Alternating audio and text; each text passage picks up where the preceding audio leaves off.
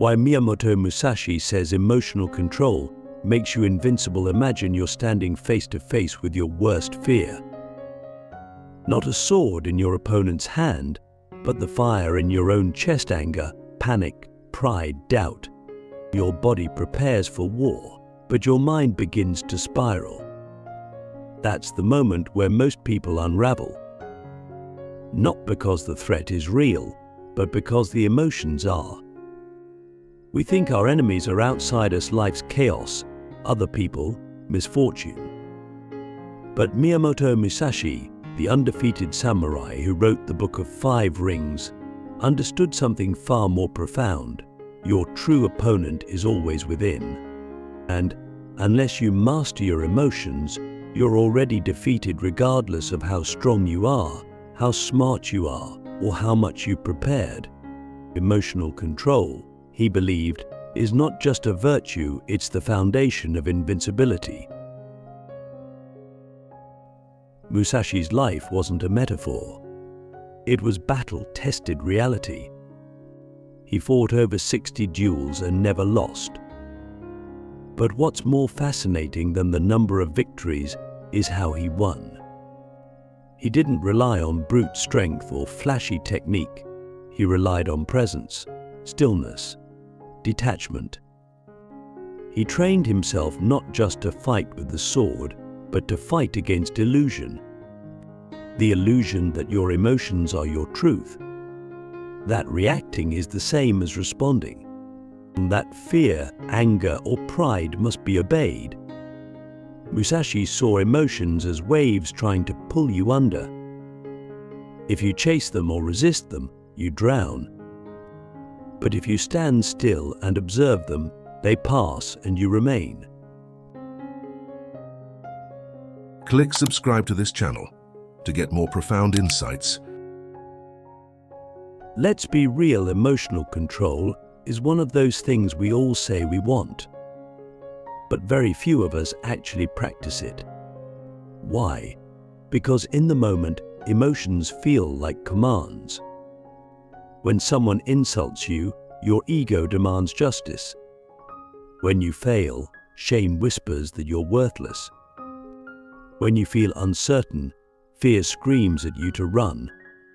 And most of us listen without question. We let our emotions hijack our behavior, our words, our decisions. We confuse emotional intensity with importance. But Musashi would ask, what's really happening here? Who is in control, you or your reaction? This isn't about suppressing emotion. Musashi wasn't advocating for numbness. He was pointing to awareness. He wrote, "You must understand that there is more than one path to the top of the mountain.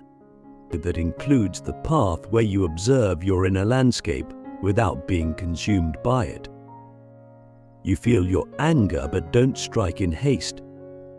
You feel fear but don't retreat in panic. You feel pride but don't speak just to be seen. In that space between stimulus and response, you find not just discipline, you find freedom. You're no longer a puppet of your emotions. You are the one pulling the strings." Think about your own life. How many times have emotions cost you clarity, connection, or peace? How many arguments have escalated because you needed to be right? How many opportunities have slipped away because anxiety told you to wait? How often have you sabotaged your own growth because comfort felt safer than risk? Musashi's wisdom cuts through all of this. He's not saying don't feel. He's saying feel fully and act deliberately. That's the difference between a warrior and a reactor. The warrior meets reality as it is. The reactor meets it as their emotions distort it. There's a deeper layer here. Emotional control doesn't just protect you from mistakes, it expands your perception. When you're not clouded by emotion, you see more. You notice subtle details. You respond with precision. You access intuition. That's why Musashi believed detachment was the key to strategy. But he didn't mean apathy, he meant clarity. When the mind is still, it reflects reality like a mirror, but no distortion, no judgment, just truth. And in truth, there is always power. Ask yourself, what would your life look like if you stopped reacting and started observing? What would unfold if your choices weren't driven by fear, pride, or anger, but by awareness? Musashi's teachings are not just for warriors, they're for anyone who wants to live with mastery, but because life is a battlefield, not in the violent sense, but in the psychological one. But every day you're confronted with challenges, critics, temptations, and setbacks. Every day your emotions try to take the wheel. And every day you have a choice: surrender to them or stand still and see clearly.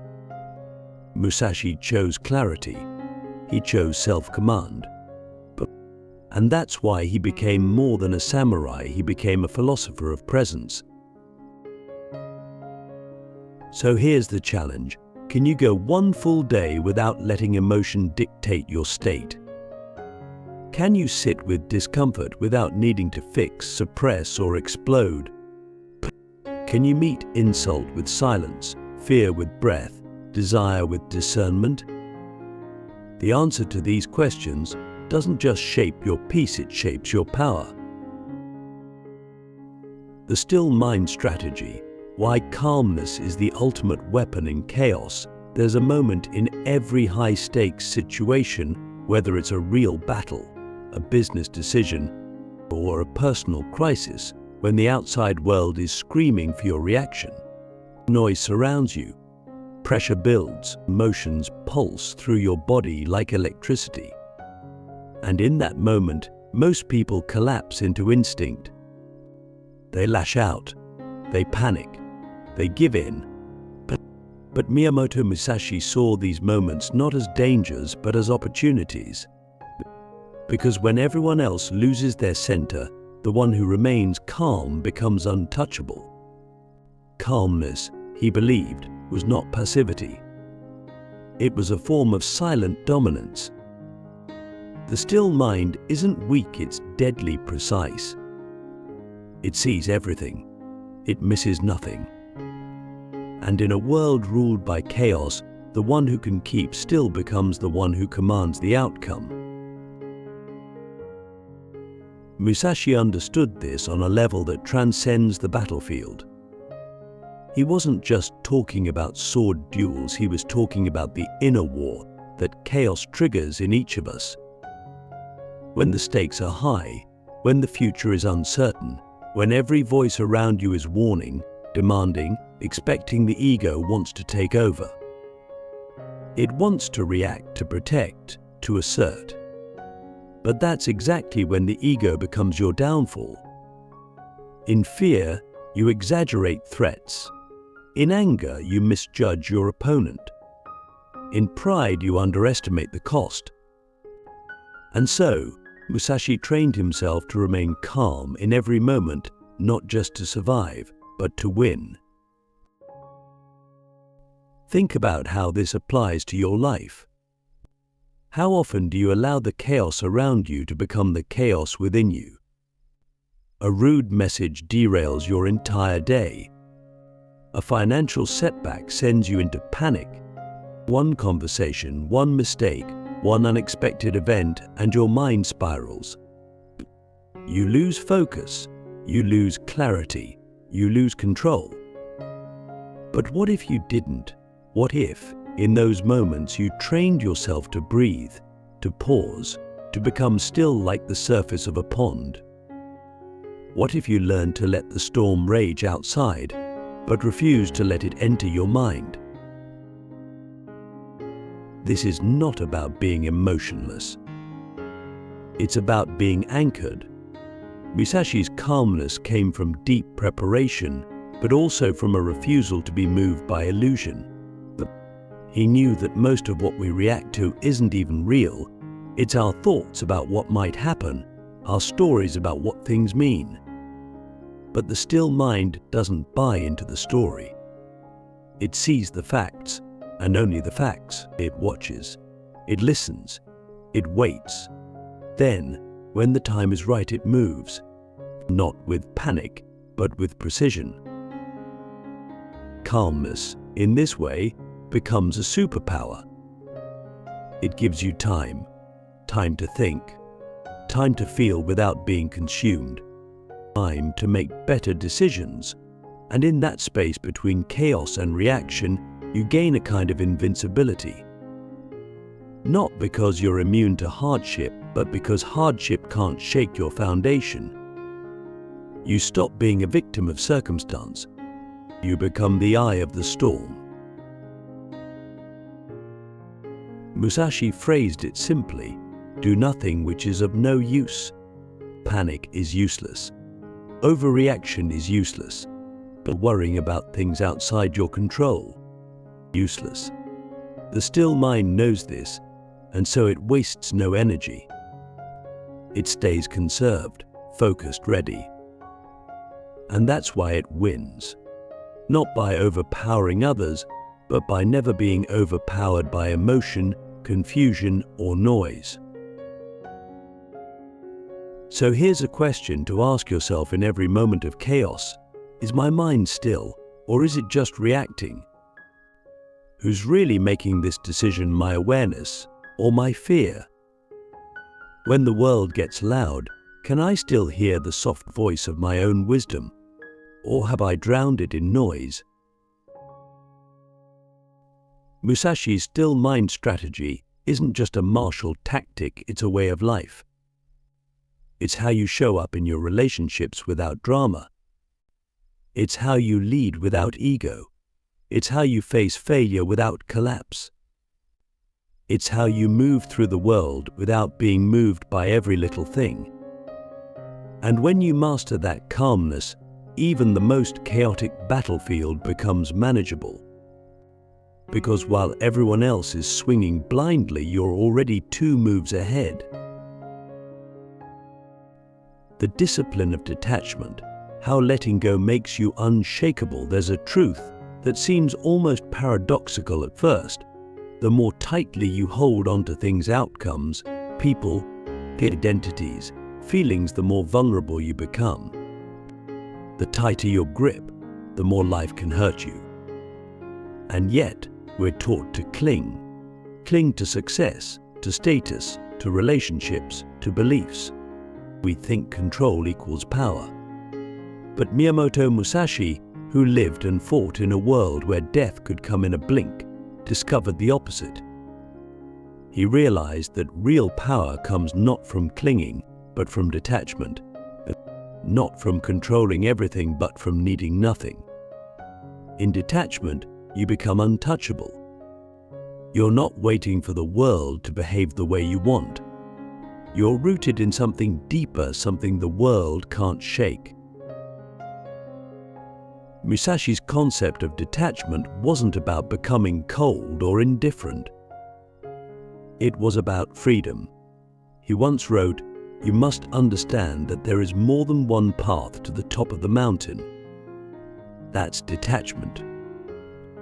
It's the ability to let go of one specific path, one specific outcome, one specific version of truth, and still move with strength and clarity. When you're too attached to one way, you become rigid.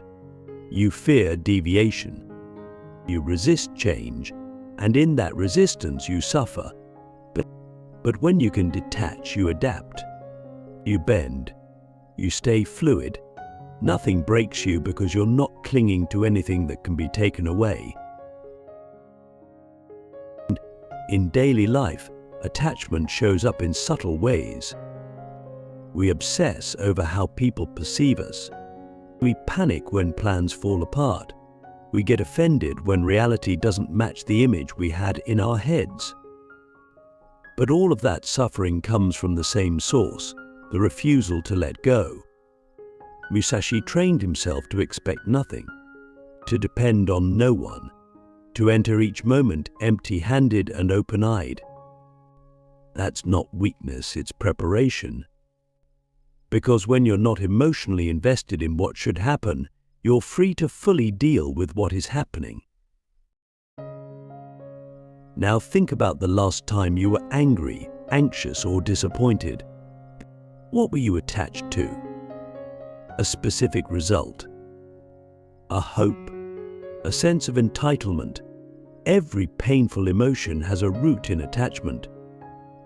And every moment of clarity begins with letting go. Detachment doesn't mean you don't care. It means you care deeply but without fear. You love without possession. You act without needing a reward. You speak the truth without needing to be agreed with.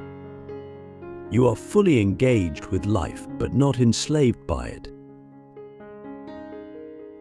Musashi's detachment gave him a kind of mental armor. In the heat of combat, he didn't flinch. He didn't hesitate, because he had already let go of the outcome. He wasn't fighting to win, he was fighting to be, and to express what was true in the moment. And that made him unpredictable, unshakable, free. The more he let go, the more he could move without fear clouding his perception. The more he detached, the more he could see clearly and respond with perfect timing. So here's the challenge. What are you clinging to that's making you weak? Is it a belief that you must be liked? A fear of losing someone? A rigid idea of who you're supposed to be? What if you released that grip, not with bitterness, but with courage? What if you could walk forward without dragging the weight of your expectations behind you? Detachment is not a destination, it's a daily discipline. It's the practice of releasing what doesn't serve your clarity, your power, your peace. And it's not easy. It takes awareness. It takes humility. It takes the willingness to feel discomfort without reacting to it. But if you can train in detachment the way Musashi did, you gain something extraordinary, the ability to move through chaos without being pulled apart by it. You become a still point in a spinning world. You become the calm inside the storm. You become unshakable. The invincible self. Why mastering emotion makes you master of life. There's a moment, subtle but unmistakable, when you realize that life isn't about conquering the world outside of you, it's about mastering what lives within you. All the chaos, the conflict, the uncertainty around you, those are just conditions. But how you meet those conditions, that's where your power lies. Miyamoto Musashi understood this better than most. He didn't just win battles with his sword, he won them with his state of mind. He knew that the person who can master emotion, who can command their inner world, becomes master of all experience. That kind of mastery doesn't mean you'll never feel fear or sadness or anger. It means those emotions don't control you. You respond instead of react. You choose instead of being dragged. And in that choice, you become invincible. This isn't about becoming a robot. It's about becoming fully alive, and to feel everything, but not be overwhelmed by anything, to stand in the wildfire of emotion and still act with integrity, wisdom, and presence.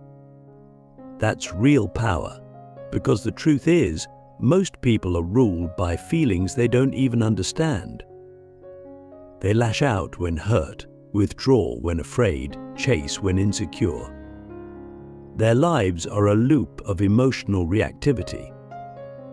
And as long as you're a slave to your emotions, you're not free no matter how successful you look on the outside. Musashi's path was the opposite. He trained to feel without flinching, to observe without judgment, and to act without ego. That's what made him formidable not just in combat, but in life. When you master your emotions, you become the eye of the storm. You stop feeding drama. You stop making choices out of desperation. You stop mistaking noise for truth. You become grounded, centered, lucid. People feel it when they're around you. Your calm becomes contagious. Your clarity becomes magnetic, and your presence becomes a force. Because in a world of people reacting to everything, the one who remains composed leads, not by control, but by example. So how do we get there? It starts with noticing, with catching yourself in the middle of a reaction and asking, what's really driving this? Fear? Pride? Pain? Then breathing into that space instead of filling it with words or actions. It's in those small, quiet moments that true transformation happens, not in the heat of the battle, but in the pause before you enter it. Muscle by muscle, thought by thought, you take back control. And over time, you become the kind of person who doesn't just survive the chaos but shapes it.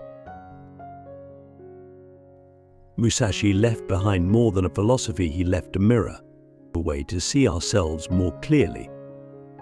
To ask, am I living as a master of myself or a servant to my emotions? The answer changes everything. Because when you no longer need the world to bend to your will, when you can stand still in the fire of your own feelings, as you unlock a kind of strength that no one can take from you. You become the warrior with no enemy, and the fighter with no fear. The person who doesn't need to win, because they've already mastered the one battle that matters most, the battle within.